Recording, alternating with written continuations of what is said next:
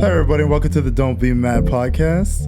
We had a little stumble on the first go around, but we are back and hopefully you can hear us. I'm your boy Matthew, aka Lefty Lucky, and I'm joined here as always with Jamali. And Jason, what's up? And we got our special guests here. Would you like to introduce yourself? Yes, my name is Taigenz. Taigenz, Taigenz. The trick about my name is that you pronounce it once, you will never forget it. I appreciate you saying Zed, by the way. Yeah. Zed. Not the American way. No. It's Z. So yeah, it's a nice Tuesday evening. We're all just kicking back here, trying to jolt ourselves up. We'll lower the volume a bit so the mic doesn't pick that up. And yeah, like I said, we got our special guest here, Taigenz, with us. What's really going on with us, guys? How was the week? How's the mental health? How have you all been? It's been a good week, bro. Everybody's the week on just their started. phones. Well, I mean, I haven't seen you guys in a while, so. Yeah. Some of us choose to come out and record. Others choose to stay at home. Yeah, I took a wicked nap last week, and by the time I realized what time it was, because he called me at like 8 o'clock, it was like way too late. Really? I was watching a bit of the last week's one just on the way here, and it was like, they're dissing you. Oh, they're allowed to diss me. It's okay. Of course. He knows. We do it to his face all day, every day. Hey, there's no we. I didn't say anything. Of all of us here, I have the thickest skin, so it's okay. That's what he believes. You know, you take a little pot shot of Jamali, and he starts freaking out. And I'm a very gets very passionate defensive. person. Facts. I'm passionate. Easily offended. Facts. Yeah. I'm not easily offended. I'm just passionate. He's already raising his voice. I'm- He's already raising his voice. See, it's the littlest of things that sets him off. He's sensitive. That's why. I know you are. It's okay. Hey, We love you all the same, bro. if you say so. So, how's your music been going, man? I know you've been all around the city. You just came from an interview from the Yeah. radio station. I don't know if you want to announce which one and Yeah, let the people know what's going on. I think by now the broadcast is already done for their side. So I was at CIBL, so down on Saint Laurent, St. Catherine. So I was the French radio station. I was there for La Sauce show. Shout out to La Sauce for having me. And I was just out there promoting my single that just came out on Friday. Yeah, what's the name of the single? It's called Vague. Like literally like the expression we use here, like vague. Yeah. So, and Just so the people know what to It's a search on like Quebec thing. Spotify and everything. Nah, not even Kiss a Montreal thing, man. Fuck it. I mean, not fuck Oh, it. you really don't want to big up Quebec, bro? Just Montreal? Nah, for this particular one, just Montreal, bro. If you're in Quebec, you got to come down to Montreal so you can really understand. It'll work in Quebec. It's fine. Shout outs to Quebec, but it's a That's Montreal blessed, thing. So man. that's I just since it came out, I've just been trying to do my own promo for it. The day it dropped, actually, I was in Toronto. I was there for a conference. I was invited for a hip hop conference called Northern Power Summit. So shout outs to D.O. Gibson. He was the guy who said that he's one of the main heads that set it up. So it's a hip hop summit they do every year. I think this is their third or fourth year. I think it's their fourth. Third? Fourth? I don't know. One of the other. This year I was one of the official artists that were invited to showcase and perform. So it's cool to be able to perform in front of like guys in the industry, network with other artists from different markets and things like that. And it's cool stuff because that day I performed was the day I performed that song. So it's like, obviously it's like the concept of it is very Montreal based, but I think I put it in a way where it's still digestible in different markets. As long as as I was on stage, I gave him like a quick breakdown of just like how I came up with the song and why that expression is an expression here on this side. And they were overall they felt it. I had a good feedback from them.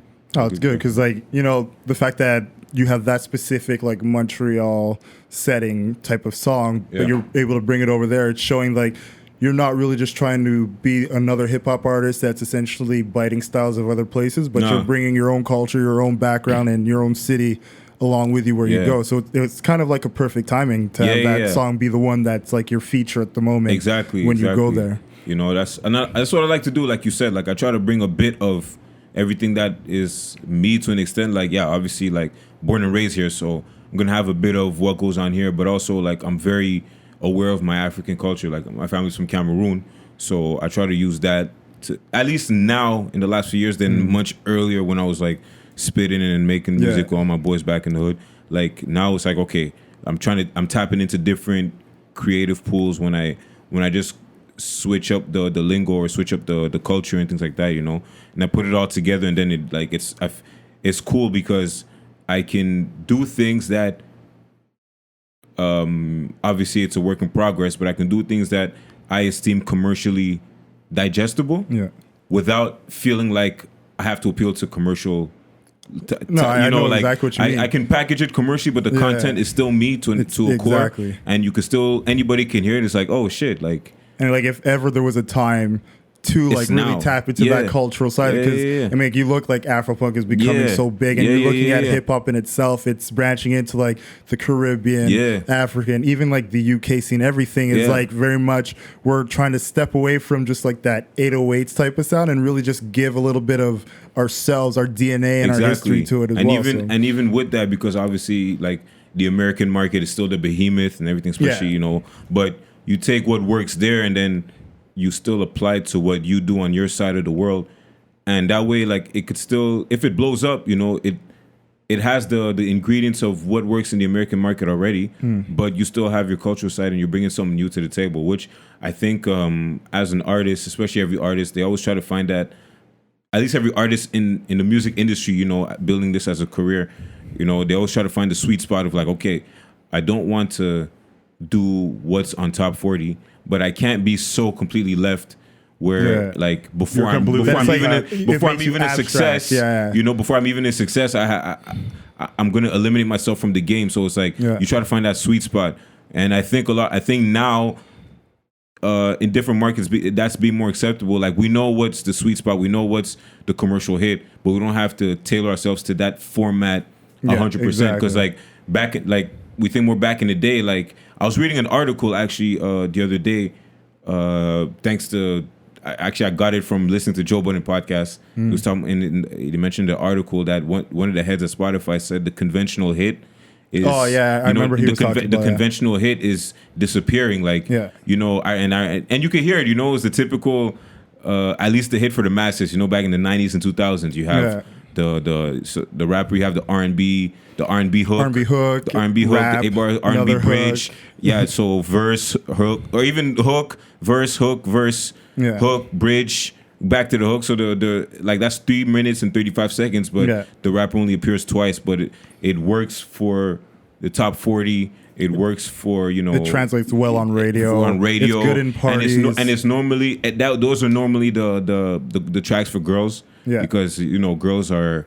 Girls you have consume, like a softer side of exactly, and girls consume. Girls are one of the, like, there's one thing I realize is like, you can't neglect women, because in terms of consumerism, in terms of buying stuff, I don't know, it's weird, but like women buy stuff. Well, like the perfect example of like that format would be like Method Man and Mary J. Blige. Yeah, exactly. Like that is literally like the prototypical. Like, and that song is it's amazing. It's dope when it could come out amazing. It doesn't sound like, even that song Method Man, it didn't seem like it was left field for Method Man to an extent. Because it's crazy, because you hear Method Man like Wu-Tang, and he's like one of the hardest people in Wu-Tang, and then you get this song where he's coupled up with Mary J. Blige, and it's like it's still hard, it's like it's a softer side of his hardness, and you still think he's gonna like smack the shit out of you if you fuck around with his girl, but he's like professing his love to her, and that really became like that prototypical format of you can take literally any type of rapper, put them with an R&B artist, and hook,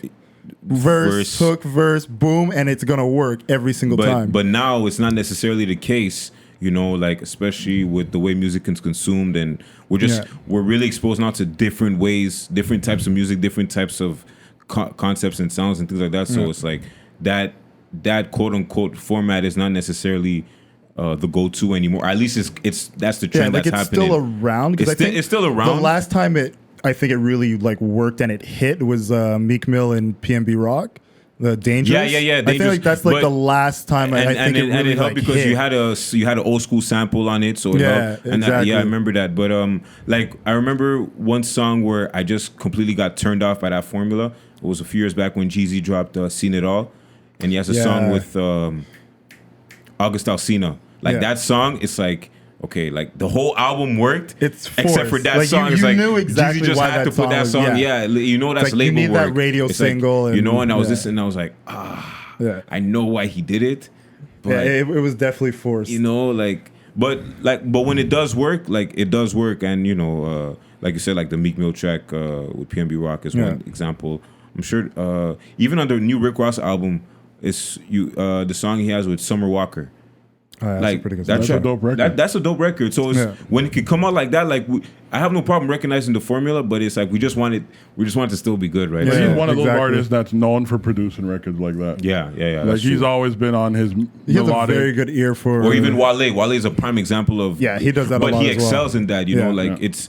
It's like it's not even the formula; it's his formula that just works with that. You know, so it's because the one thing with Wale is like he really puts himself into like that poet type of artist. The fact that he can drop a poem at the beginning of the song in the middle as a bridge. You don't really like, although he can be one of those just like kill you with bars type of rapper. Yeah, he's always been that one that's like more poetic, more imagery. Like he's gonna give you different concepts that aren't conventional. Exactly. And the way he does it is, like I said, it's very poetic. It will fit into that scheme of even if it's not the format that is the radio format. Yeah.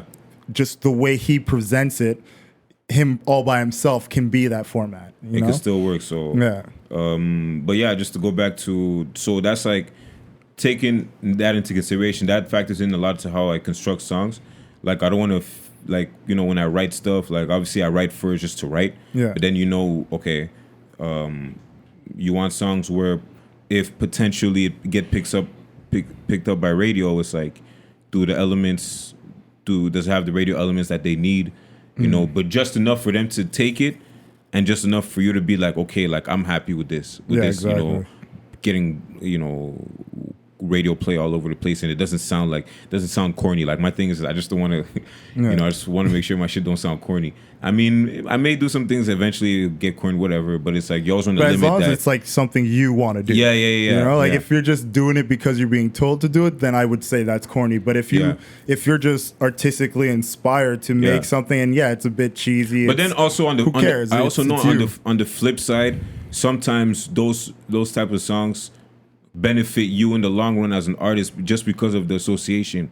Like if how many rappers got the boost from like Chris Brown, for example, just because Chris Brown was on the record. So it's like it helps them get that foot up in the Chris Brown, the Drake. Yeah, exactly. Just getting that hook, so it helps them get a foot up in the game, in the industry. Let it do its numbers that it'll do, because just off the strength of the feature. And then from there, it's like, okay, now I got you guys' attention. This is what I'm really about. Yeah. So you gotta weigh both sides too. So I definitely recognize both sides of that viewpoint. So I'm depending on what song it is, depending on where I go. Like as an artist, you're convinced about one thing, but then you could switch up like in last second, and then the people around you might you might give them a headache, but then you got to bring it back. So you got to, all this comes to it, but it all makes for the ride too. So I mean, when I was able to present the song in Toronto, and like they were just generally feeling it, they knew that it's I'm from a different city, and they felt like this guy came up to me and he told me, he's like, yo, like your voice cuts, which is good, like it cuts through, like you clearly seem like you have a grasp on what you're doing, so when I get compliments like that, it's like, okay, like I'm doing something right, even if it's 1 out of 50 people that tell me that, but it's like, okay, it's always good to get those little types of, whether it's criticism or positive feedback. Because even like for us, when we do this, like I always tell people all the time who listen to us, I wanted the good and the bad. Yeah, like I wanted, it's necessary for us to improve. It's definitely necessary. I don't take the negative criticism as like they're just slandering us. Like, no, if there's something that you didn't like, we would like to know that, so that way we can improve upon it in the future. If everybody's just patting us on the back and saying, yo, you're doing a good job. What I hate, I only grow so much. The comment I hate the most is, yeah, it's cool. Because then I know it's like, yeah, I hate not that watching, the most. Like, I would rather attention. you tell me, yo, this is trash. Yeah. Or like if you generally find it amazing, be like, yeah, it's amazing. All right, cool. Yeah. But if you don't like it, like tell me, like, yo, I don't like this. It's trash for me. No, I'm with you on that. Everybody got a different way of. Everybody feels things differently, So it's cool. Jason wants to say something. Yeah. Mm-hmm. Yeah. Well, no, I was gonna say, when the part where you guys were talking about the being a feature on the hook. Yeah. Like Nate Dogg was doing that for so many people. Nate was like the king of that. Nate was like Nate Dogg was Rest in just peace. ridiculous. Like there's a few names when you just think of like those hook features. Wasn't it like his birthday recently that they said they could yesterday he Yesterday. would have turned 50 years old. R.I.P. to Nate Dogg, man, one of the greatest. Yo, I was on my computer and I refreshed my browser and it was refreshed with the story that he had passed. Yeah. It was like 1:30 in the morning. And I was like, oh shit, like, you know. And hands down has the best line in all of hip hop. Smoke weed every day. Yeah. The most iconic line in hip hop history. Jamali's face. Yo, you can make that face all you want, but the second someone goes, hey, everybody knows what comes next. Every single person knows what comes next. That's a concrete moment that'll never Be replicated again, man. Be replicated and will never disappear. Yeah. You have to. Jamali, say what you feel. Me? I love Nate Dogg. But I hope so. Okay. I just don't fuck with West Coast music like that. Oh, I do though. Fuck, yeah, yo, that was like my first influences in hip hop, man. Like, it's what like Snoop was like one of my first Dre, favorite artists ever. Still Dre, and Forgot About Dre.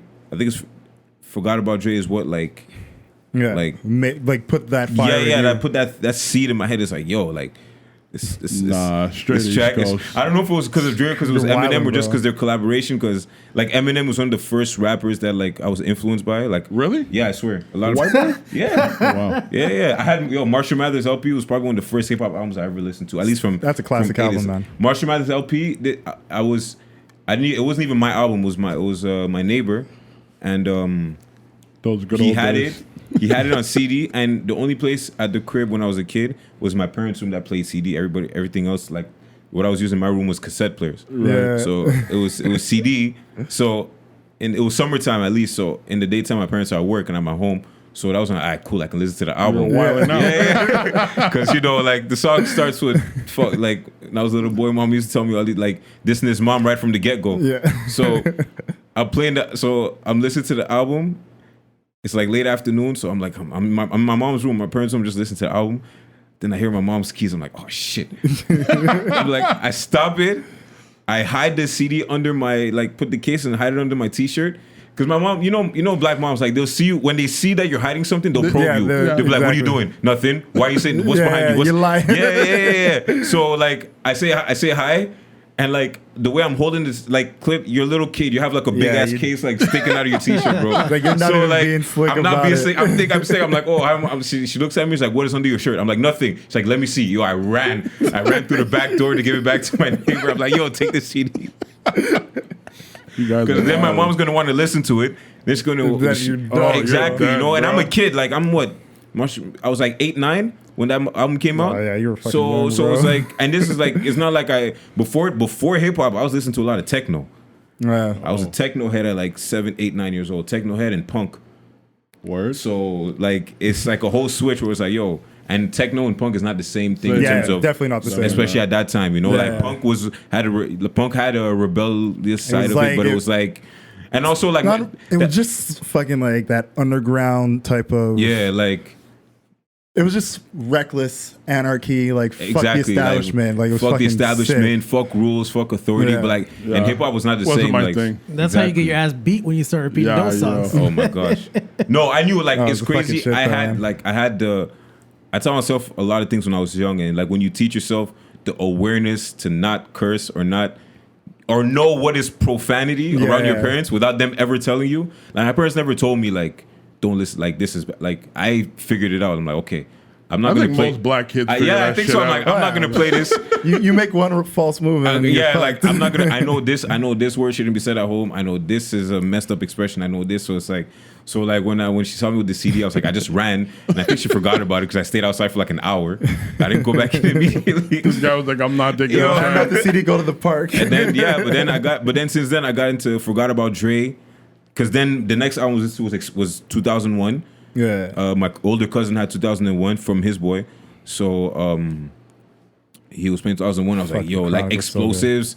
So that was a dope record. Yo, the Chronic was when I heard Explosives, Forgot About Dre. Amazing. Man. Are you guys still waiting for the Detox? No, but the Detox was Compton. Yeah, that's essentially really? what Yeah, Detox that's became. It was exactly what Compton. I'm convinced that's what it was. He probably threw Detox away because apparently he made Compton in like 2 weeks.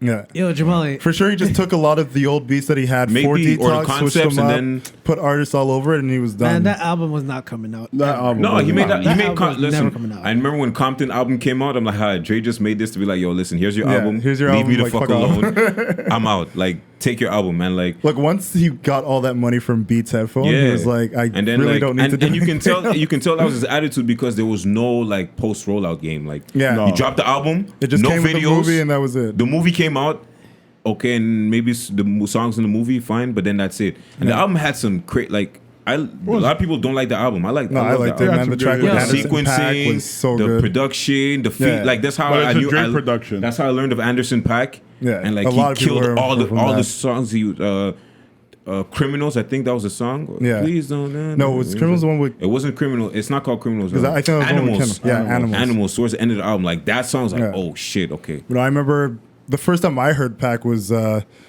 song he has on Venice, like trying to be high. I I didn't. can't remember if that's the title. okay. But like that was like the first time I heard. I didn't know who he was. I was like, yo, Yeah, this is yeah, a yeah. fucking dope ass song, you know.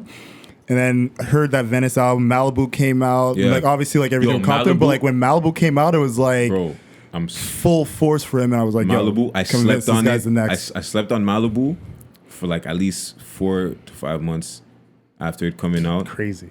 And like there was a time when he came on and he came to Montreal for a free show, and I didn't bother going because I'm like, yo, whatever. It's Anderson. That was when he was on Crescent, no? I think so. Yeah. And then Dude, you this missed is the out. and then that summer it was because Malibu came out early 2016. Yeah. June 2016, I go to Cameroon to go see my family. And then on the way there, I just had a bunch of outs. I'm like, okay, I'm gonna listen to Malibu. There's like 2 weeks after the show in Montreal. Listen to Malibu. I fell in love with it. I've had that album. Dude, it's that so that fucking was my good, trip. man. That was my trip in. That was my music in Yeah. Cameroon. Every day I was listening to album A to Z back and forth. It's such a good album. And I was like, yo, this guy was in Montreal 2 weeks ago for free.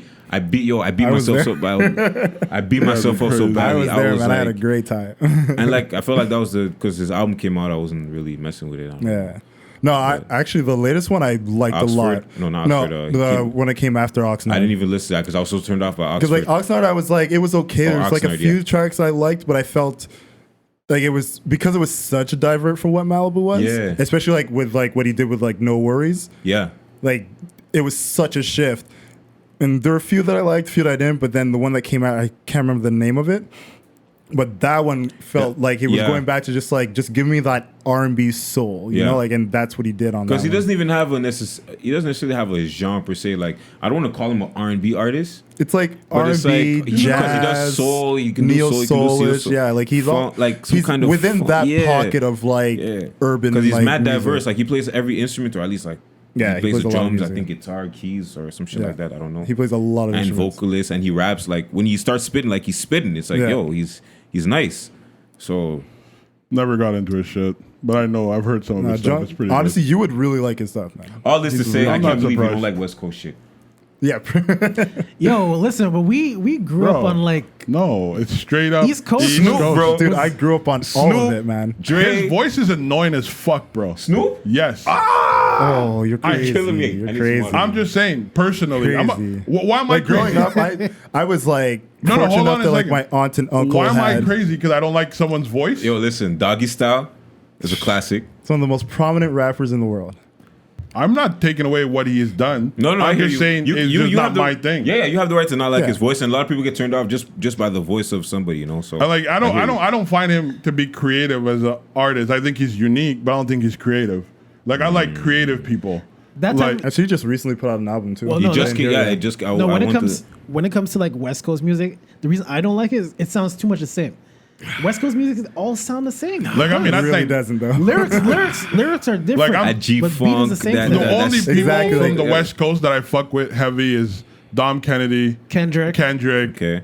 for sure Nipsey. Yeah, like yeah. Hustling the House was like one of those first like projects. Project that I House was like- is the perfect template of a West Coast anthem, and it's like perfectly done. Yeah. like, Yeah, like, he's so spitting for, hard, like, YG's it's another one hard who's and sick everything. as You know what I fuck. mean? Like who else do I listen But to? then like on even the like West going Coast? back to like the classic stuff, you know, like you look at someone like Snoop. We mentioned Dre already. You had even what, Exhibit. MCA. I was an Exhibit fan. Exhibit, of course. I was an Exhibit Ice fan. Cube. When they made a West Side Connection, Dub C. Yeah. 213. Come on, bro. Warren Yeah, G but- was nice. Warren G's a nice on, rapper. Warren G is bro. nice. I think Warren G didn't get his just dues. I think Warren G could have had a bigger Definitely career than he didn't get had. his just dues. And he's Dr. Dre's stepbrother, if I'm correct, or cousin. Probably But because I don't know what the relation, but I think they are family. They have a relation and The like corrupt they Daz have- Dillinger. but they don't have a song together. Warren G and Dr. Dre never actually worked together. I read that's like that's crazy. Like, but Nah, that's nah. corrupted. Like that whole I think what I think what made me a fan was just the synergy that they have, because it's like it's not. It doesn't seem like anything is forced among them. They just They just I don't know. I it's just like find spit, West man. Coast It's- music to be just It's tired, dog. It's It makes you fall annoyingly- asleep. nah. It doesn't. I don't redundant. know. Absolutely And not then tired. and that was a. And You're that saying was, Ty Dolla $ign's tired? no. I'm not talking about West Coast now. I'm talking about because music in itself has is changed. the game part of that? Because I'm a big fan of the game. At least when Nah, it came game out. is No, different. but the Definitely game is part not of that. part. The game is like the beginning of where like West Coast really rapped. Like to me personally, I don't find like Snoop, all these Okay, guys. no, I know what you mean, because Like- the game started really focusing You on think Ice Cube spitting didn't first really before. rap? Like I like metaphor. Like Ice-T was before my time. Yo, So, Jamal, I know what you're talking about. He likes metaphors. Like I like bring up metaphors. Jadakiss. I like real rap. Like I don't Those like that's shit real rap. that sound cool and nah. No, but that's what I I like appreciated. bars, that's bro. Fine, real but you're not rap. gonna Bars he's okay. talking about. He's I talking like about No, bars, I know what bro. he's saying, but he wants bars. I I get like it, clever and I shit. guess that's why He wants Kendrick more spiritual, fits. miracle, No, lyrical. no, you Fuck that. I don't listen to Eminem and his crazy I shit. can understand That's why way you before Eminem, bro. gravitate around Kendrick too, because Kendrick gives you that. Yeah, I like that. Kendrick gives you that. Dumb Like Kendrick gives you even that when to it an comes to extent. like real like music as it is now, like I listen to Joe Budden, all his mode music. I was Mood Joe Budden when you dropped Padded Room. Oh yeah, fuck Oh, that was a fucking That sick was I heard when I mixtape, heard bro. In My Sleep, and then Excess. Yeah. I was like, yo, like that's music, right? That's Padded why Room was like when he something dropped in else, his podcast, like the number 3 part, and then he was playing his shit. But you know, I was like, that's yo. The funny thing about it too is like It's fucking when crazy. when that list came out, whoever put him as number 3, I was saying like, as far as rapping, Yeah, it was like, yo, I he's- could make that argument. Number Oh hell 3? yeah, Joe Budden? Joe Budden Rapping. Rapping? If we're Bro, just talking yes. rapping, No. if we're just talking No, rapping. you guys I'm are not talking crazy. about music, No, like rapping. who makes the best No, songs. but I'm rap, talking about ability rapping. to rap, Yeah, ability he's to I rap, can definitely make top that five. ability argument. to No. rap. Joe, at least Never. give him top 10. He's top Top I five. can, Top I can 10, give maybe. him. I Not can top make the 3. argument. Not Top top 3. five. Because if it's just talking ability to rap, Tupac goes down in my list. Oh yeah. Because Oh, hell yeah. Tupac was not the best. He was not the no, best no, no, rapper. wasn't the best rapper. Bro, like, when What you he listen- was like he's a poet in a sense where Yes, he yes. makes you feel what he's talking about. Right. But when it comes to like technical rapping, Nah, bro. No one I can like put Joe there's Budden a up few there. people out there that I can't even put above Joe. Like they probably level with Joe. Like Castile well, there's a few Speed. people that are automatically Stop- behind what? him because they lost him in battles. Bro. So it's like that's Bro, simple. Yo, Styles P's nice though. Styles P's But nice. that's what I'm saying. I'm just Don't saying. disrespect Styles P, You right? can't put Styles P you can't put Joe Budden above Styles P. I'm sorry. I'm not saying. I'm just saying they doing that. level. I'm They saying level if we're with gonna each have a other. conversation about technical rapping, Yo, if I we're just can talking make an technical argument. rapping, There's no argument. Joe Budden's there. How? Styles P. And I'm gonna give Jada Kiss his Jada too. Kiss for sure. Because Jada, No. Everyone from the Al-Qaeda, Locks Jada. alone is better than Joe Budden. Everyone from the No. Locks Are you alone. out your fucking mind? Ooh, Joe Budden is better than Slow down. Shikush. Joe Budden is No, better than no, Shikush. No. Hold up. Because you, what are you talking about? Anybody in the, first of all, there's Slow only down. Style Speed that could probably keep up with Joe. And no, Jadakiss I can? would say Jada. Jada, could definitely- Jada- definitely could. Jada cannot keep up with Joe with because you see the thing about Jada, like there's a way of putting good music bars together, but then there's But then Joe also Budden Jada could, like, becomes predictable with his schemes. his schemes, yeah, it's He like does a become one set predictable. of bars. Even though- that's exactly what I was gonna say. Even though it's nasty when he Right. says it, it's still Yeah. nasty. Like- but he does get predict. I'm like, okay, yeah. I still listen to some Joe Budden records I've been listening to for years and catch clever shit. And At I'm least like, say Beanie Siegel. Come on. Beanie Siegel is nice. Jesus. Well, even unfortunately, I feel like his career is like Vince Carter, but Lloyd Banks. Oh, Banks, yeah, Early yeah. Banks. Banks is I'm one of a those fan. guys I'm a who- fan of early Banks because I didn't like Because of anything. his early commercial success, Yeah, I know. And he everybody was young. overlooked his And he was actual young. ability. But you see, Banks, Cassidy, Fab, they are punchline kings. Like I put them in different. They're like they come up with clever shit. But Joe Budden like could paint a fucking picture from beginning to end. Okay. And like he could put it all together, and it's theatrical. You know, like Okay, and in like, that ability, I could give. like I could, there's I not could there's very understand. few. there's That ability very I can few. understand. Like you heard Kendrick on like Section 80. It was similar to that. You know what I mean? But Joe Budden goes in and he spit real shit. Like He's a great storyteller. Yeah. he spit real shit. Like Incredible you hear storyteller. some of his raps and like if you really follow his life, you could be like, oh, I know when he wrote this bar. Like Yeah. like the whole that like, type of like shit in my for me is in my nice. sleep I had that shit on, and the video, like when he had the that, and this is when he was like avant-gardist in a way, like just dropping his own content Oh, yeah. on his own platform. Yeah. Joe Oh, yeah. Budden TV. He was the first He was- one to actually go independent. Yeah, like yeah. massively made independent Yeah, success. no, like everything he did, especially like digitally, is like yeah. with Amalgam Digital was like one of the first Yeah. real like quote unquote streaming or download. And there was only another. There was a one labels that he out ran there. with. What was that? Mood Music came out on it. Mood Music. There was Mood They Music. all came out on that. It was Koch. Was it Koch? Or was it E1? E1. I think Yeah, I it was think it was E1. E1. Yeah, because I don't think it was Koch. Yeah, it was Wasn't Koch. E1. And like he ran like a whole series. Like bro, Yeah. hands Dude, down. it's all like ordinary love shit, like all this Top stuff. five I loved greatest. it. Yo, when you drop OLS 1 and then that series, Yeah. I was like, yo, Joe Budden is how I found out of Frank Ocean. Oh, Frank Ocean. I was on Twitter and Joe Budden tweeted Frank Ocean Novocaine, like the YouTube Yeah. link. Yeah. And I just listened to it. He's like, oh, I hear you, Frank. Then you just put a link. Nostalgia Ultra is one of the Yeah, greatest yo, bro. mixtapes ever It was on, created I was like, in this the Dawson history days. of I was on music. break. I was on Conrad's, and I'm just on my laptop. Oh my God, And then so like good. I'm like, yo, this track is amazing. Yeah. Frank Ocean. I'm like, then I That's started, Frank is and then hands Nostalgia down. Ultra. Yo, I listened to wholeness. I'm like, yo, this shit is Incredible. But then like Frank Ocean, like Malibu. I could not get into Channel Orange. I could not get into anything after after Honestly, that. Channel Orange grew on me. It took me a while. Like there were the Pyramids like, is my only Fear- shit on that one. Like yeah, of course. Like, Pyramids, when that is, shit like, came out, just that 9-minute the song, I had that shit on fucking repeat for like an hour. But Like that was an album that I felt like the first time I heard, I was just kind of like, it's all right, but it grew on me later on, the same way like fucking Blonde did. no, When I first heard Blonde, I didn't. I Besides was what, not fucking with it. I was like, besides what, the what fuck? may have been played in radio, I did not hear anything about Blonde. No, I did I not never want listened to to. that. I was so turned off after I Channel Orange. Dude, Nah. Like Blonde is one of those albums, man, that you have to be in a particular mood, and it's just guess. gonna hit you. I guess It's just gonna hit that you. movie I is guess. not yet. Sorry. because I what after Nostalgia Ultra, what I did was I found he had like a back catalog of like 40 songs, like Yeah, Lonnie he had Bro released, like, a collection. bunch of- When he had a name Yeah. of Lonnie Bro. When he was a lot of times he was. Because he was a songwriter before, he was Yeah. ghostwriting for, I guess so. I guess those are the demos, Right. And then a lot of them are with James Font Leroy production, and I was just like, yo, these songs are amazing, bro. Yeah. Like they never came out officially, but they're fucking amazing. Frank Ocean's got some. So his some pen serious game, I'm tracks in never the time, gonna- man. Oh no, he's definitely up there with his pen game. His pen game is ridiculous. Hey, all I'm saying is the best album in the last 3 years is Friday on Elm Street. The best album That in the last 10 years. When it's it comes to great. pure, It's a great album. That Jada is- and Fabulous. It's a great album, but I wouldn't Friday say on it's the Elm. best in the last 10 years. in rapping, I- it's pure rapping. That's the Nah. best. Who's I really have because to- because it's pure rapping, that's the best. Nah, bro. But I wouldn't even say like Because- on a pure rapping side. Like I'd Because they- have to sit down and go through. But no, I wouldn't. All say that's Love the Lost. That's probably one of the greatest albums ever. Well, the whole series. Well, is he's saying in the crazy. last 10. Well, that came all- out. What? all Love We're Lo- basically 2010 till now, basically. But All Love Lost came out. That was his last album. All of His Lost came out like no, in his 20 last one was Rage in the Machine. No, All there of was- Lost came out after that, I after believe. that. And it's like 2014. Raid in the Machine was with Arab music, and then he came out with the other one where sure? OS4. Yeah, All Love Lost. That's what he It was came like out. 2014. Yeah, if that I'm was the correct. last album. I could almost guarantee you Yeah. it. I'm gonna check. 'Cause I remember could've him- sworn Rage was the I remember last one. seeing him tweet about 'Cause he went everything. on tour for Rage. That was like what 2-3 years ago. I don't know. Those two albums came out in a In like a 9-month span. span. It wasn't Yeah. like all right? Not to deviate too much. Well, we're going to go to a different topic. I know you guys want to talk about the Yeah, Jay Z Rage was thing. the last one. Keep going. The Jay Z thing. Is that you? You guys want to talk about that? yeah, let's do it. Yeah, let's jump into Jay-Z? it. If you guys are up for it. You Jamal want has. to take the lead on this, Jamal? Yeah, let Jamal Nah, start bro. this. I'll let you guys Take lead. the lead, Jamal. No, I'm not gonna take the lead For on once in your nothing. life. Go ahead.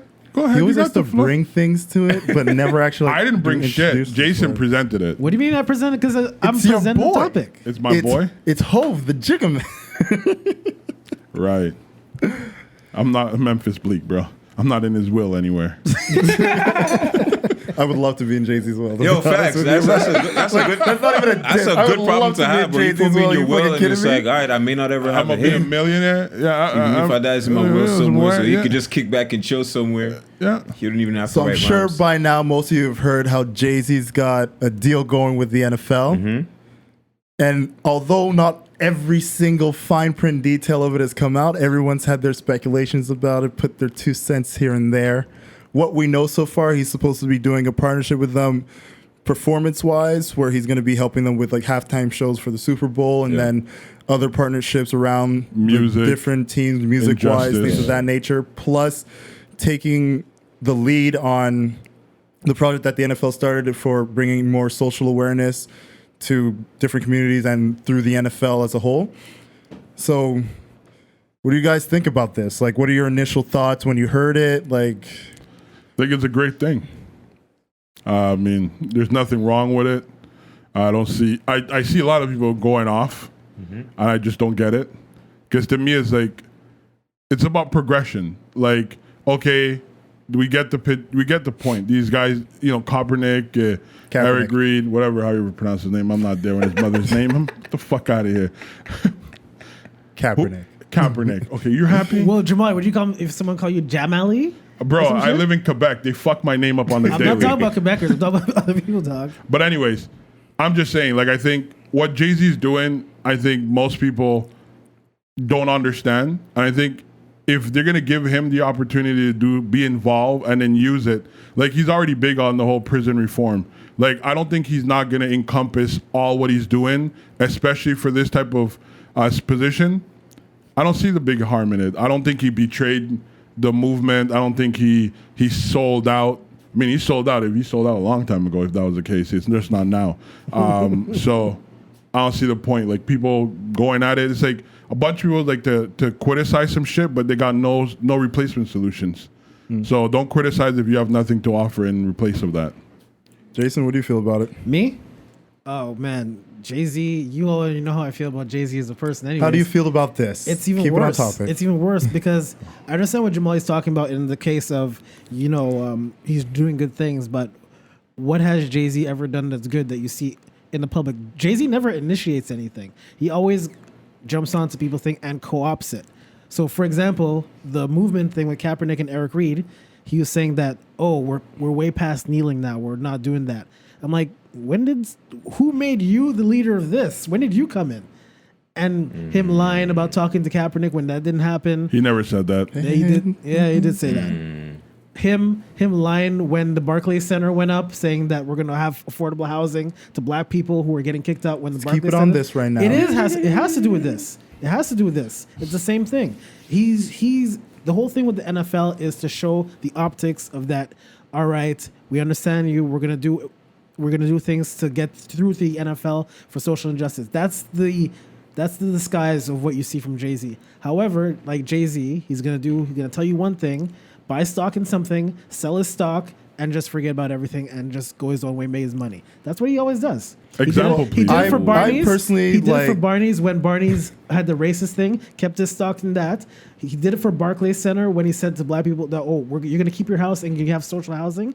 Barclays Center is up. It's booming now, making a lot of money, and there's still no social housing after how many years, and now this NFL thing. So why should we give him the benefit of the doubt if twice before he's suckered people? So wait, if I get what you're saying is that you feel all these moves is just like For personal gain. it's strictly personal gain. Is that what you're saying? Yeah. Masking it to be like he's for the people. That's right. I can't agree with that because one thing that we do know, especially after like the last tax season came out, about the amount of people who were quote unquote social justice warriors who were arrested during peaceful protests, that he paid for numerous amount of people's bails, as well as establishing programs to help people who were incarcerated through nonviolent drug charges. He's helped get them out of prison as well. The whole Barkley situation, I'm not versed enough in it to make comment on that.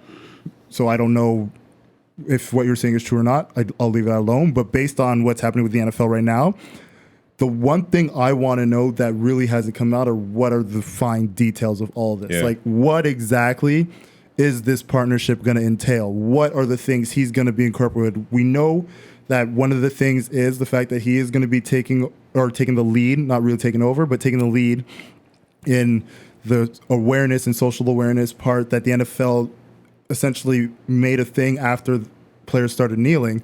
So what is that going to entail as well? Are you going to be working with those players at some point in time, or is it just going to be you going out creating programs and things of that nature to help essentially help out communities? You know, like I want to know what are the fine details that are coming out of this. And my thing is that instead of going to the players, he went to the owners first. But wait, But you why, know what? but why Wait, but even with that, I'm not necessarily mad at him going straight to the people who are at the table, because at some point in time, you need somebody to sit at the table. You know, like a lot of people are mad at the fact that he said, you know, the time for kneeling is done and that now is the time for action. Maybe he could have picked better words, but I'm not mad at him saying now is the time for action, because at some point, yeah, you need to do something that's more than just bringing awareness. Once you've brought awareness to something, what is the next step? And if him being at the table and him being able to talk to these owners and talk to these people that are in a position of power to make something happen, I don't see that as a bad thing. But as I said, we still need to know the details of what those conversations and what those meetings will entail for the future. I think the way I see it is number one, we're gonna check the box for personal gain. Yes, he's in it for his own skin, first of all. But this conversation come up where I was just at before, and I'm gonna say here what I said then is this is not off brand. This move is not off brand of Hove. It's not off brand of how he operates, and it's not off brand that we never know the full scope of things until things play out. Yeah. Like this is from, for example, he said, like if I'm going to use music as a reference, he said it himself in Moment of Clarity on the Black Album in 2003. How can I help the poor if I'm one of them? So I got rich and gave back to me. That's the win-win. So next time you see the homie and his rims spin, just know my mind is working just like them.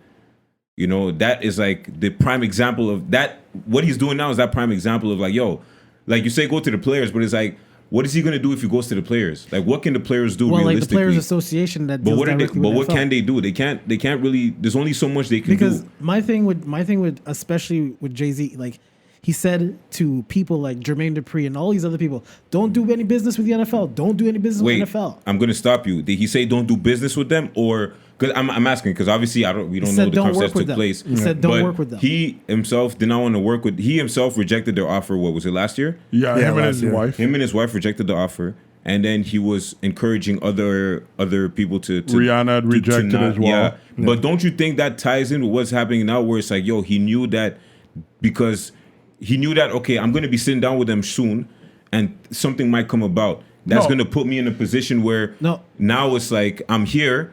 So now let's really talk, and I have my people now, because if all of them accept it, it's like if Jay-Z accepted to perform, it only like validates the power of the NFL already. It's like, oh, you guys are complaining, but the guy that you call, and he accepted a performance money for chump change. Nope. But Jay-Z's like, no, wait. Yo, if you basically hire, it's a work for hire basically. If you perform if you did the halftime show, work for hire, and then when it's done, it's done.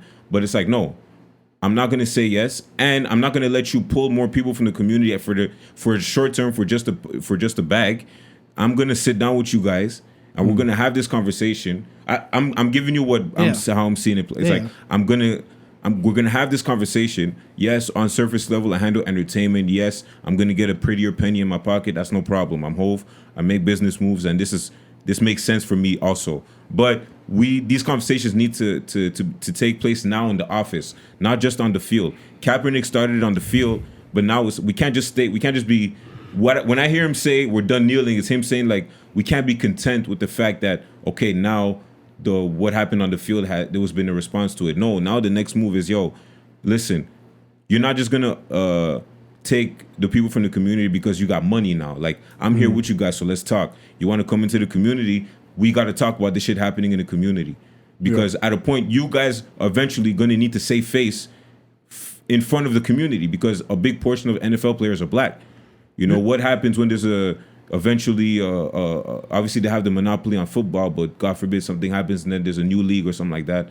And it's like, yo, you never know, man. But the thing about it, though, like this is how I see how that plays out. Mind you, I could be in 2 years. Let's say, like I said to the other guy, in 2 or 3 years, shout out DJ Bobby Payne because I told him this, and I'm gonna tell you guys this too.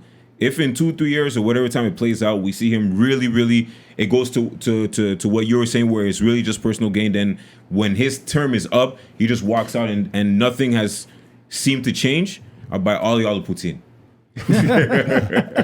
You know, the thing is, I could agree with Jason if what he was saying is actually true.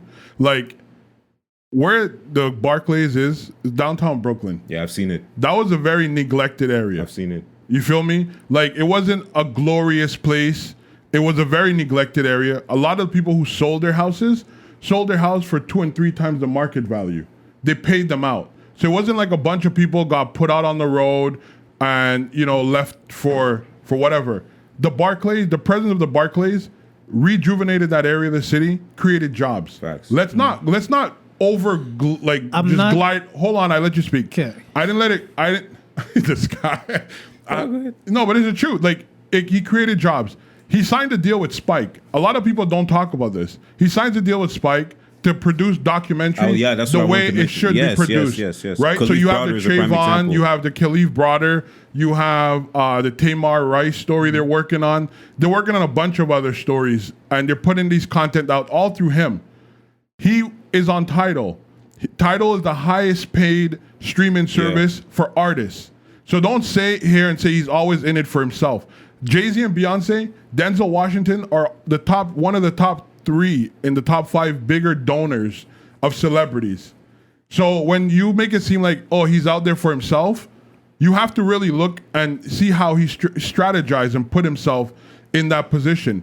He's always been, whatever he invests himself in, he goes all the way in. Yes, obviously, don't work with the NFL is one thing. From his business move in the past, I can't say that he's not gonna. He didn't take that deal last year because he had no leverage. That's at this point, there's clearly leverage on his end, and he knows he's gonna be able to manipulate. What's his leverage? I don't know the dealings. The revenue for NFL and profit for NFL has been going up. What is his leverage? And that's my next point. What's his leverage? It's been going up. So all you people who want to criticize him for taking the deal, all y'all never turn off your TV last season on Sundays. I told you they wouldn't. Y'all been watching it. So it's like, oh, Jay-Z's wrong for taking the deal, but you guys are not wrong for supporting it, buying jerseys, going to games. Hi, I'm Tefera Jemian, one of the hosts of Yeah, a podcast on the Upford Network. We are talking about young adult literature, reviewing new releases, revisiting old classics, and exploring what the YA genre can teach us at any age. Join me and my co-host Hannah Bailey as we talk about friendships, dating, family relationships, sexuality, experiences of queerness, body politics, and more through the lens of our favorite YA novels as well as books we're just discovering. The Yeah Podcast, available through the Upford Network and on Apple Podcasts, Stitcher, SoundCloud, and wherever else you find your podcasts. This is our book club, and you're invited. 1, 2, 3, 4. Hey, I'm Aaron Lakoff, host of Changing on the Fly, a brand new podcast on the Upford Network. Changing on the Fly is a podcast that dives deep into the intersections between hockey and social justice. We take on issues of sexism, racism, and homophobia on the ice. You'll hear from athletes, activists, fans, scholars, and even musicians who love hockey but want to keep the jerks out of the game. Think Colin Kaepernick or Serena Williams, but with skates and less teeth. It's your perfect antidote to Don Cherry and Coach's Corner. Hey Don, what do you think of Changing on the Fly? Not the left-wing pinko media, bleeding hearts guys. What are you, nuts? Anyways, you can find Changing on the Fly wherever you get your podcasts, or visit us online at changingontheflypodcast.wordpress.com.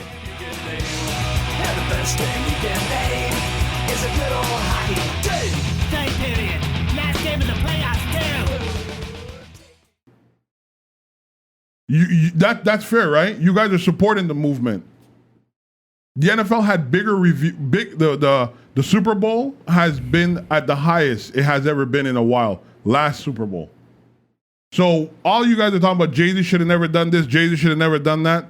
I think cut it out, bro. I think what a lot of people may have issues with, and they probably have a hard time wording it. I think I would understand the being mad at Jay-Z just because of the fact that he doesn't seem as transparent, in a sense where he's not vocally saying, "Yo, I'm making a deal with NFL. No. This is what the deal entails. I will earn this amount of money. With this amount of money, I will do this, and like he's not walking like a politician. I know, but that's what is unfair. Like that's the plight of celebrity. Like we want that. It's like, yo, you're like you because then it's like, oh, but without us, you would have never been where you are. So you owe that to us. But it's like to an extent, no. But there's a lot of celebrities that join campaigns that don't divulge those information. Of course not. So then why do you think they would have that pressure? Because people are nosy. They shouldn't. Plain and simple. I agree. They shouldn't. Like, yo, if this deal took place, obviously there have been a lot of consultations beforehand. There have been a lot of discussions taken beforehand. Absolutely. There have been a lot of like. This guy did not get to where he's at now by signing deals off a whim, off of emotion. Yeah. Right. Like, this is probably the most, like you said, it's probably, at this point now, it's probably the most logical move, business-wise, and also just social, in terms of the social game, the social sphere. And you said it's leverage. So you're, like, last year, if all those people performed that he encouraged not to perform, he would have lost a lot of because by now they probably have a clear idea of what's happening now. Some of the celebrities, I'm pretty sure Rihanna has an idea of what's happening. Of course, Rihanna has an idea of what's happening, and Rihanna may have a play.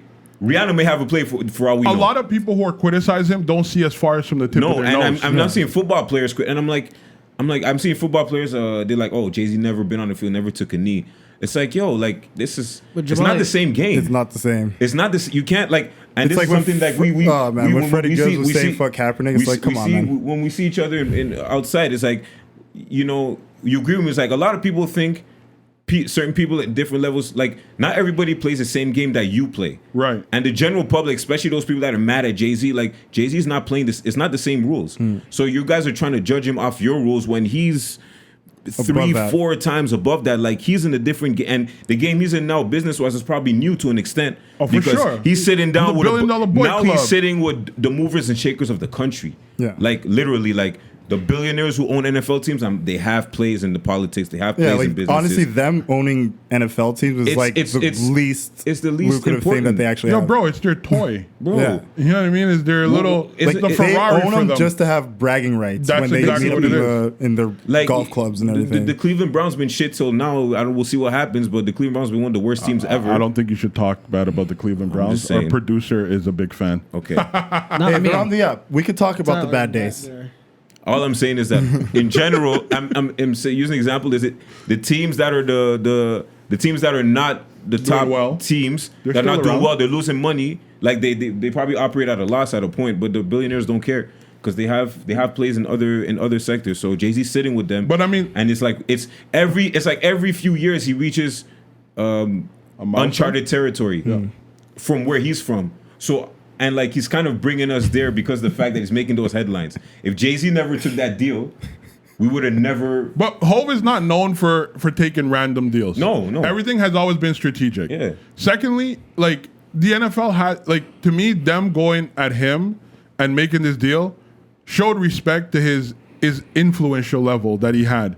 Like he literally fucked their halftime show last Super Bowl. Like he literally. I'm convinced that was a play for what's happening now. I'm convinced. Guaranteed. I'm sure Tidal is a part of it. He has all sorts of shit plugged in. Like we should have known from the time he was telling people not to perform that something was in the works. Oh, for sure. When did Beyonce perform? 2 years back? Yeah. Yeah, and even 2017. And that was that the last or 16. Was that the last greatest halftime show since? Well, yeah. Basically. I mean, that might probably be the best halftime show for at least another while. Dude, it's Beyonce. Yeah, it's Beyonce. No, but that's what I'm saying. So that probably too was a play because Beyonce owns all the rights to that halftime show. Yeah. Right. So it's like this is probably what's happening now has probably been at least considered 18 months ago. And I think like it's one thing to say like, oh, he shouldn't have not take the deal. At least we're at the table, bro. Like that's fact. Like I mean, every and I've talked to you, Matt, about it. I've talked to Jason about it. I think I've even spoken to you about it. Like we as a movement, as Black people, we have the same recipe. Something happened. We protest. We get mad. We burn our villages down, and then we go back home to sleep. and then 'Cause we still wait. gotta work, It's 'cause all we- cycle, right? Because we're broke, So- we gotta work. There's I'm only not, so long we can so I'm protest. not against. I think what he said is really true. Okay, the kneeling part's over. We get the picture. Now let's move on to other things that's gonna make those kneeling worthwhile. Before we go back to the same cycle again. Yeah. Because that might have most likely happened if this.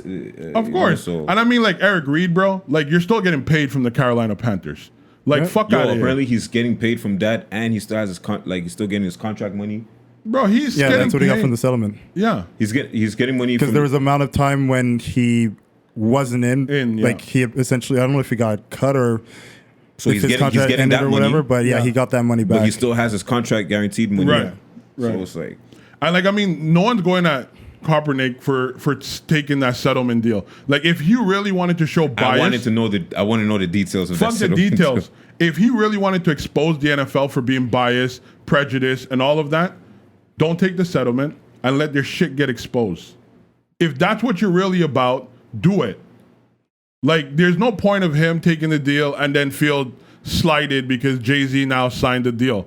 Like, I don't get that. Like, to me, it's like, you settled. Like, to me, your gripe, and they both said it, their gripe was never with the NFL. Yeah. So I don't understand why it's now a big deal because Jay-Z signed with the NFL if their initial shit was not with the NFL. So where is this? They Because just the gripe- they use the NFL as the channel. The gripe with Jay-Z, because it seems that he co-opted, because you just said right now he settled. So, and for Jay-Z to say, "Oh, we're done kneeling" and stuff was like, Hell yeah, we done no kneeling. one was, but no one was talking to Jay-Z about kneeling and stuff like that. Yes, And they he's- did. He's taking it as his own, as if we're done kneeling. When no, he He no, both no, said- no, no, when no. he never did anything. That's the point. What do you mean he never? What do you mean he never whole done anything? The whole Kaepernick thing and why people are mad with, a lot of people are mad is because he says, "Oh, we're done kneeling." Dude, We you- are done that's the kneeling. truth. But That's a he- good thing. he That's himself- progression. He himself was not kneeling at all. Where wasn't was he be doing anything. kneeling? Who, That's the Jay-Z? point. In his Jay-Z, yes. office? But that's what I'm saying. Like, it's not the same game. Like, why are we waiting for Jay-Z to kneel? And Jay-Z's a Jay-Z rapper. That's should- metaphoric. Like we're not bending to no rules now. We're standing up. That's probably what like. Look at the bigger picture. You guys are taking shit from a simple perspective, and then That's exactly kneeling. like, He's not an athlete. I don't need him to kneel to believe like, that what he's trying to do is actually good. Okay. I think I get. Like, I'm not. I think maybe his point, or like, I think from what you're saying, you would have a good amount of people that, let's say, out of 100 people, 60 are mad at Jay-Z. Out of 60, maybe 40 wouldn't be mad anymore if they saw Jay-Z on the sideline while Kaepernick was kneeling. No, what they I would have was- been like, oh my God, he's with us and everything. So we want him to come back down to our level. Right. But it's like, no, like, he's not effective. He's not effective. At But that all these level. people, Stephen A. Smith never kneeled. They never seen him kneel. But he has something to make, some comment to make. No, he actually backed up what Jay-Z was doing.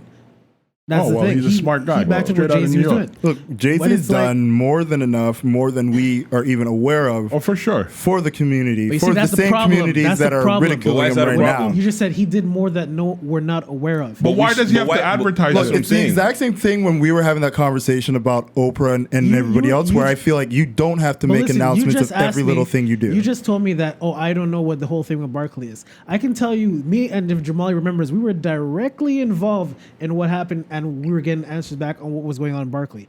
We worked for a call center that did, before Barclays was built, to get everyone's opinion on how the Barclays were getting built. No one liked it.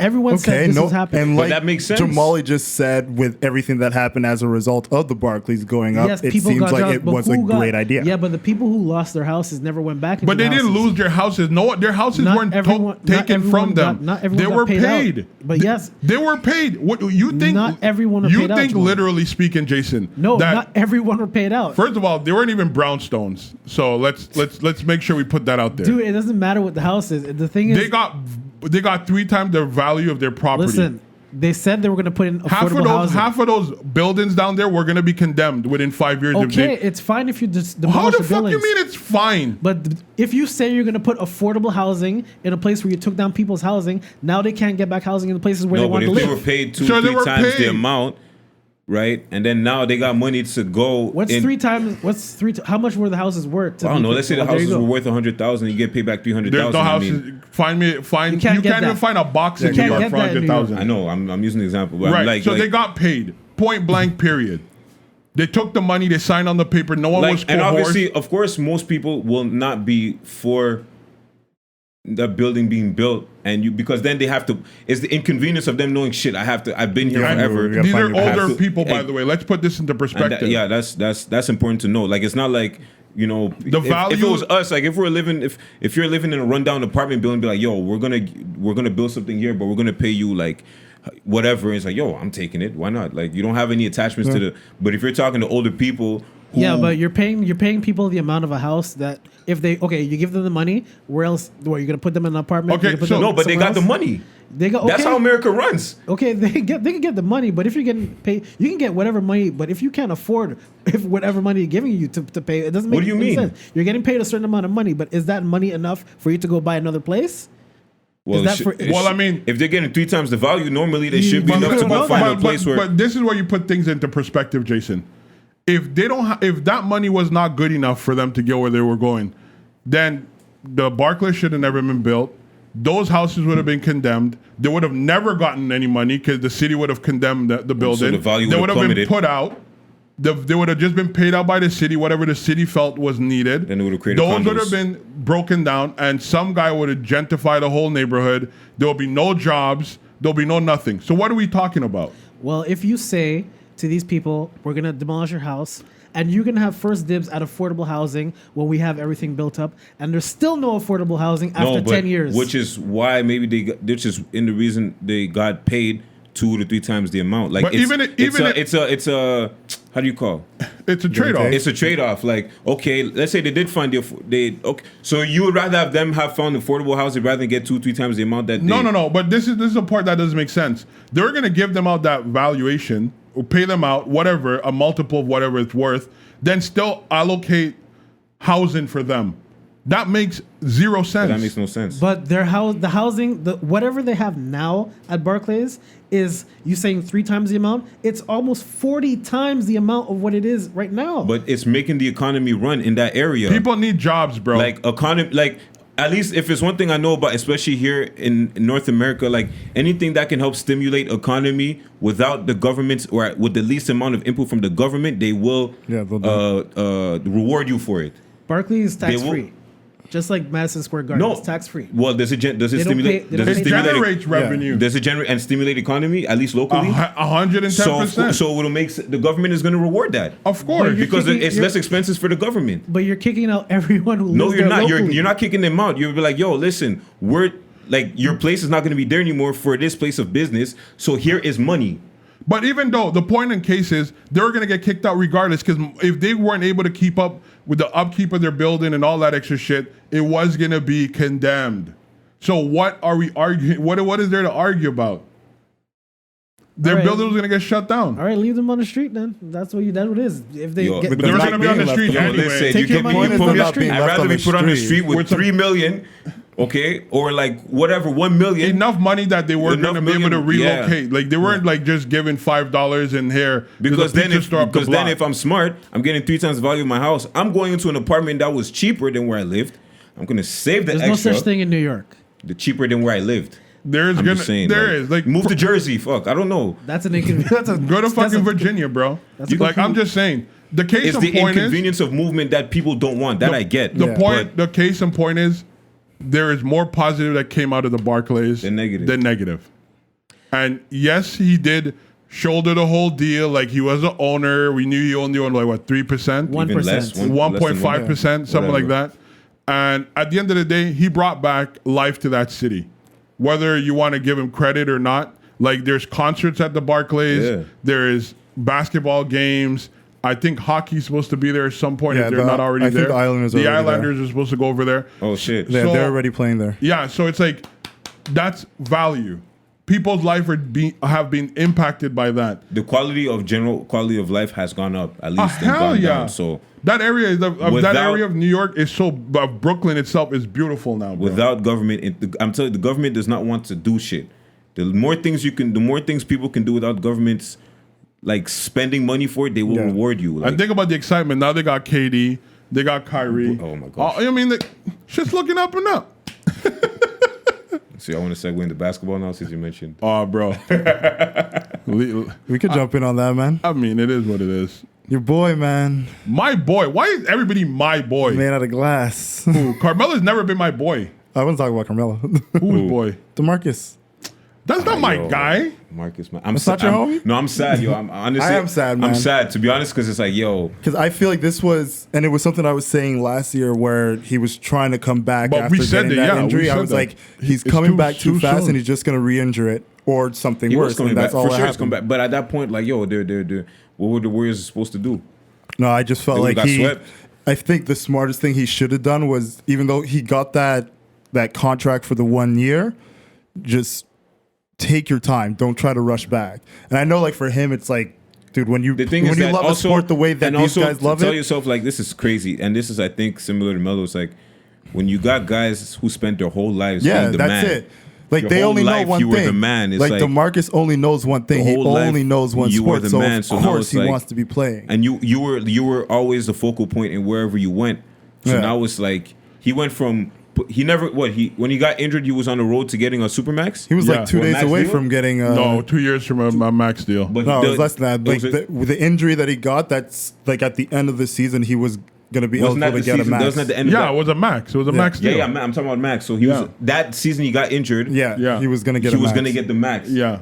Down to a minimum, bro. 5 million, I think he got for that is season. ridiculous. And I hope his finances are in I order. think they were saying in total he would have got 210 million. Yeah.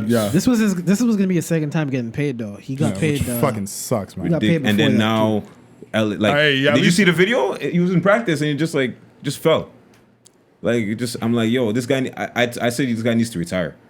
I don't think he needs to retire, but Needs to get in literally shape. just no. It's not even. He's in shape. The problem His is body's weak, when, especially when you had an injury like the Achilles, and then coming back from it. I think it was the quad that hit The quad afterwards. that snapped, and yeah. I think they were saying that it was on the opposite leg. So essentially, Right. what happened was. Because the leg compensated so much, yeah. Because the injury's on one leg, you try to use it a bit less because you don't trust it, Right. and you just end up wearing and Overworking tearing out the other one. other leg, so Yeah. that fucked it up. So it's really messed up to see something like that happen because now it's more a matter of you really need to just let your body rest. Yeah.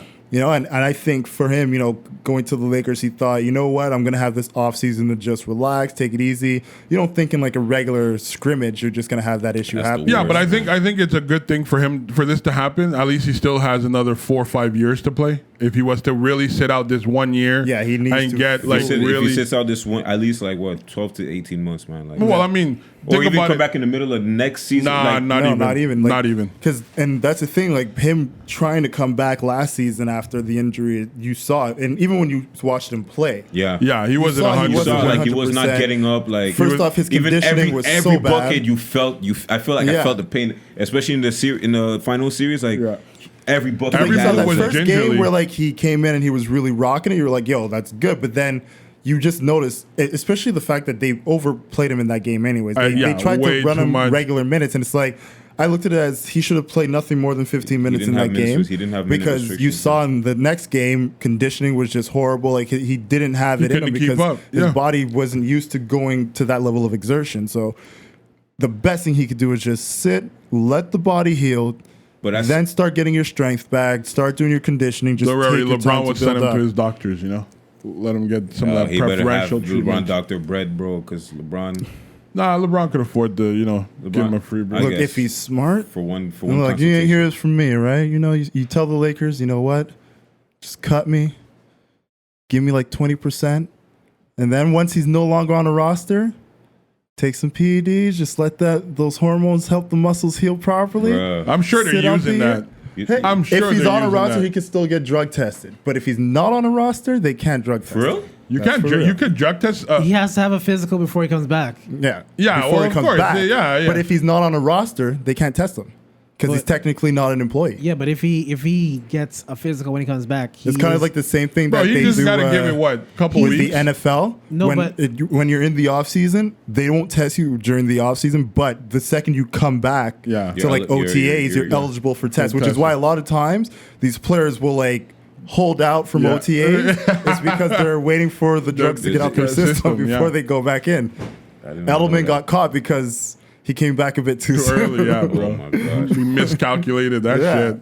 But yo, you see like these injuries, and especially the types of injuries, like it's really, I think it's a testament to like how like I don't know if it's NBA, but it's like just the wear and tear on your body trying to go pro. Oh, it's like, all the major ones in general, man. Like going like the work you put in high school, in college. Yeah. You're training yourself, and then you get pro, and like your body's like I don't think people understand like your body's tired. The jump bro. from college to pro is crazy. Well, even high school to college in itself. Well, high school to college is more manageable. Depends. Depending on where in but high as school. far as like the way they make you train your body, I think for like the if you're coming level from of a regular high competition- school, fine. But if you're coming from like Bethel, Oak Hill, all these these type of academies, but that you out even there. see like the difference in their physicality when they come from high school, because you're still at that very peak point of growth where your body is changing immensely. Plus, you're hitting weights. Plus, you're hopefully taking care of your but you nutrition, play things how of that many nature. games in college, bro? The problem. Well, it depends, because You're when playing you're one when or you're in two the games when you're in the a actual week. season, yeah, you're playing 1 or 2 a week at most, You're 2 a training week. every day, But you yeah, got- you were literally you're training every day, doing 2 you're a hitting days. the Right. gym. It's Right, very similar to but high school. You play 1 or 2 games. You're probably not trained. You're probably training every day, but not to the intensity. Not to the Once you get intensity, to the that's it. league, you're playing Yeah. 82 games, And that's what I mean. And It's you're like running the probably leaps in sometimes 2 a between. days. It's like you got to think like you go You know what I mean? from high school, that leap into college, where now you're pushing yourself to be pro ready. And then when you get into the pros, now you're pushing yourself again maintain, because to you're maintain, like, and then- you might have been big in college, but you come in like look at someone like Giannis. When he came in, he looked like Yo, a he stick was figure. scrawny, bro. But when he Oh, yeah. was playing in fucking Greece, he didn't look that small. No. You know I what mean, I mean? Anthony Davis was one of them. Exactly. The He's Morris another one. twins were one of them. You know, like you look at Like some of those- these guys. The Morris twins were crazy when they played for And that's Kansas. the thing. You look at some of these guys and the leap their body takes when they get year 2, year 3. And in I the mean, pros. conditioning is It's necessary. insane. Like a lot of I remember watching a video with the Toronto Raptors, and I forgot who it was. I think it was Doug Christie was saying like when Marcus Camby got drafted with them, like he used to have like a Snicker before the game, and he'd be like, "Yo, what the fuck are you doing? Like, where's the meal?" He's like, "Bro, I'm good. Just a Snicker, bro. I used to do this in college." College is You know what I mean? Like, Like, you're gonna get eaten alive out there, bro. Well, we saw it happen in Canby. Not only did they kidnap his family, but he wasn't a factor after a while. Yo, why you? Oh yeah, they kidnapped Mark. You're such an asshole to bring that up, dog. That was funny when the kid. Not funny, but it was a funny situation. Nothing funny about that. But like that's No, it was funny because Marcus Camby was a bitch. What can we do to you? God, this guy. Oh man, don't let me talk how about you feel the about next- Camby. Come on, let it off your chest. How you feel about Camby is how I feel about Bargnani, man. Nah, bro. Camby's a Marcus bitch. Camby is to you what Dwight Howard is to me. No, bro. Never. Marcus Camby's a bitch. Like Sounds like no, bro. Dwight Howard at least has manly qualities. Marcus Camby's a bitch. Straight up. Like this guy has. He's like the watered down version of Kwame Brown. Stop it. Yes. Yo, what's wrong with you, dog? Stop it, Bro, I have zero wrong with Camby had respect. a way better career than Brown. Where and when? Oh my gosh. Marcus Camby had a way better career than What Brown. do you remember Marcus Camby for? Other than his family getting kidnapped. For being a very stalwart center, just going out there getting those rebounds. Get the fuck Yo, out of bro. here. I Get can't- those Marcus rebounds, get those Camby got blocks. dunked on by I can't- Iverson. You know how many people got dunked on, bro? By That means Iverson? nothing, Not fuck. a lot. Not a lot. Dude, you know how many people have gotten dunked on? Who gives a fuck? But not by Iverson. Who cares? Marcus Camby, So what if he got dunked on by Iverson? What It did was- he do to you is what I want to know. he's trash, bro. Oh, He was overrated. Kwame Brown was better than Marcus Camby. Yeah, for sure, bro. I remember And Kwame Brown. Kwame Brown was a scrub. What? What Eddie did I just Curry hear? was better than fucking Marcus Kwame Camby. Brown was better than Marcus Camby? Yeah.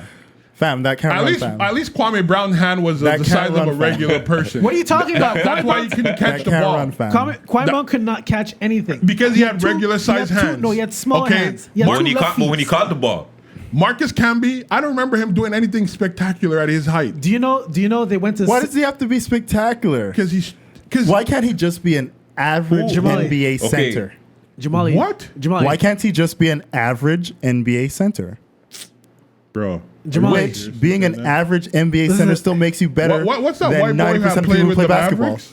What was his name? The one who Stephon Marbury crossed up. What was his name? Oh my God. He tried to take a charge from Iverson, that guy. What's his name? no Bradley, I think his name. Yes, Bradley. Yes. Bradley. Sean Bradley. Sean Bradley. Yo, yeah, that's Marcus Camby. Trash. Listen. Trash. The Lakers went to 6 straight plays for Kwame Brown. The first time Phil Jackson ever did that. He airballed 3 balls. He lost 2 off his foot.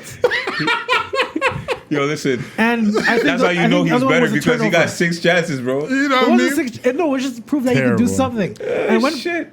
Did you watch the video of Stephen A. going in on Kwame Brown? Yeah, I Stephen A. seen needs that. to stop Oh my gosh. it. Stephen A. needs to stop. Kwame Brown is terrible. Bro, Terrible. Marcus Camby was fucking terrible. Not as bad as Kwame Brown. Bro, Let's keep it he a buck. was terrible. Let's keep it a fucking Yo, buck. he lucky You Twitter know who was was actually my favorite Laker? Who? I'm thinking about it now. Just because of that one moment is Robert Horry. Oh, for sure. He's everybody's favorite player. He's my one- favorite Big soccer shot player. over, baby. I remember watching that shit Mr. live. 7 Rings himself. I remember watching that shit live, bro. I was it was Shaq who tapped it away from Divock, Yeah. Yeah, No, I was think it so. Divock? or Divock tapped it away. It was a tap in. He just grabbed it and put it up. It was a tap. It was tapped back. Either to way, Robert Horry, one Yeah. of the greatest basketball players to ever live. He is, hands down. He has 7 what, rings. 7 rings, bro. 7 7 rings. rings with 3 different teams. Better than Jordan. You're damn right. Better than Kobe Bryant. Damn right. Better than LeBron. He's not. Well, yeah, he is. Fuck you. Robert Horry, baby. Nah, Hey, bro. how many rings LeBron got? 3. He's got He'll more get- rings than Tom Brady. He'll get one before his time is up. Oh, for sure. He's gonna have at least another 2. who? LeBron James. Let's hope. He'll, We're talking no, about. he'll- Well, yeah, LeBron's good, but we're talking about the greatest basketball player to ever play. Kobe? Robert Horry. Robert Horry. I heard Kobe. Mr. 7 Rings. I heard Kobe. He gave Kobe his 3rd ring. Scalabrini, bro. White Mamba. Hey, Don't sleep. the Future make a song about Kobe? I know Chief Keef did. Future. I'm sure Future made a song about Russell Wilson. That doesn't mean shit to me. No, We don't know what I happened said there. Robert Horry. Huh? Left and right hand Robert Horry. So You guys are terrible. Nah, but with this Carmelo situation, since we're on that basketball topic, No, he does not deserve a farewell tour. you don't think a No. team cannot do well with him on their roster? If he wants to come off the bench, yes. I know the perfect farewell tour for Carmelo. If he's willing to come off the What? bench and be a team player, yes. What? I know the farewell tour. It's the media tour, the farewell media tour. Go on ESPN, FS1, and say I'm retiring from basketball, and that'll be his farewell tour right there. Look, It's the over. only place I'll say he probably deserved a spot was the USA team. As I said, it's Because three-time- all what, of his three-time- accolades came from that USA team. Yo, Lucky for him. when what's his face? The coach for the Spurs don't want you. You know it's over. That was fucked up though. You know it's over. I seen that they Sponsor Colangelo. coach? Not Colangelo. Well, look, he. Or I was it, think- Pop- no, it's wasn't Popovich. Popovich, yeah, Yeah, Popovich. Popovich. It was Pop. But like, Yeah. I think Popovich is looking at it right now. He has all these young guys there. There's absolutely no pressure since all the top players didn't want to come to the team. So he's looking at it like, win or lose, let's just have fun. I mean, Still would have liked to see Melo on that team. Still, it doesn't matter. I would like to see at least I'm not a big for Melo his, fan. for his He could history. still play. I'm You know, not. China. I'm not the biggest He Melo did it fan, to but himself, it's like, man. No, he didn't. I know. He to an extent he did. What did he do to him? Attitude. What Okay. attitude? Carmelo said he was immature. He said himself that he Okay, was but Yeah. a lot of basketball He's players not, are immature. He's not a team player. Kobe Bryant was a very He's immature all player. about Kobe his has own five rings. numbers, He his matured. own He matured stats. quickly. When? Kobe, early. Kobe After literally he mat- literally dismantled the Lakers. No, What the fuck Kobe- you guys Kobe- are talking Kobe about? matured. Kobe Look, got. Kobe he was got allowed matured to after. do that because he gave him 5 rings. No, that was before. No, I can go I'm to talking, the- I'm talking, okay, I'm after talking the about in the third first one? three-peat. Yeah. I'm He talking gave about him the first 3. three-peat. Look, I'll even Just give the that. I'll first ring give that alone. to Kobe. Okay, but I will give I that don't- to I don't Kobe. think- I don't if I think- put 3 banners up, fuck off. I'm just saying, like, I think I don't like what they're doing. Like, it reminds me of like the whole Iverson thing, and like whether or not he won championships, I think his impact on the game of basketball, the impact on the younger generation. I thing think is that- we need to put some sort of recognition to that. recognition to it. Yes. Look, But if you put it's- some banners up, you get a lot of clout and you get a lot of like push. the thing is that like I don't need Quaid Melo's. I don't make the rules, man. I don't need Quaid Melo's impact the same way.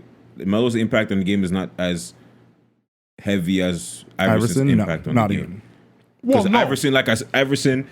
Iverson is the father of today's point guard, bro. Like, Look, Iverson Well, is the comeback Philly. guard, Iverson yeah. was doing what he was doing with the old rules. Iverson is like 90s, early 2000s. He was doing Philly. what Like he was- that is he was when you doing- think of that era of the 76ers, that is Iverson. He was doing what he was doing, like with the hand, like. The whole point is, I think, like what people are really going at him for is him getting paid twice from New York, him requesting a trade from Denver, and I'm convinced behind the scenes he pissed the wrong person off. But a lot of these guys get pissed off when like these players exercise their right. A lot of people get pissed off. Yeah, but none of them they get pissed off. Pissed off is one thing, but I think Melo just pissed the wrong one off. Maybe it was Adam Silver himself. I don't know. Dolan, but probably. Fuck Dolan. Maybe probably Dolan. I don't know. I think and the way he pissed him off was like irreparable. I'm convinced because this shit Melo's completely healthy. You can't just from it's a black and white blackballing. It wasn't like. I don't think it was a blackball. I just think teams don't trust the attitude that he's going to bring to them is going to be healthy. They've trusted lesser guys with would you? I don't know. Would you rather take a player who's still, first ballot Hall of Famer? We're going to know he's going to be a Hall of Famer. Are we saying Carmelo's a first ballot Hall of Famer? Carmelo's going to be a Hall of Famer. Yeah, he is. First ballot? For sure. Guaranteed. 100%. Yeah. But that's why I'm saying. I think he's a Hall of Famer. He's the most winning Olympic athlete in that alone brings him to. That alone we're talking about him, NBA Hall of Fame. I don't think he's first ballot. He's going to make it. He's going to be first ballot. He's going to be Remember first ballot. who votes on it? It's the media. He's still going to make it. They hate him. I don't think he's first ballot. He's first ballot Hall of And Fame. I'm not saying matter of what I would pick. I'm just knowing how they are. No, I can see your perspective on that. Knowing how they are, I would not put money on him being a first ballot. I think he will be. Wasn't Iverson a first ballot? I don't even know. Yeah, I didn't like him at all. Yeah, he was. No, they didn't like him at all. I didn't like that guy. They did not like Iverson. Wasn't there a documentary about refs actually admitting they were fucking up the game, they were making calls on purpose to, against Iverson? Oh, for sure. It was. But I was just during the whole that ref who got caught gambling. What's his name? Donahue. All right, let's wrap up. Let's wrap. Matt. Yeah. Let's wrap it up, man. You can't wrap up? You need me to do it? Yeah. Jesus Christ. Yeah.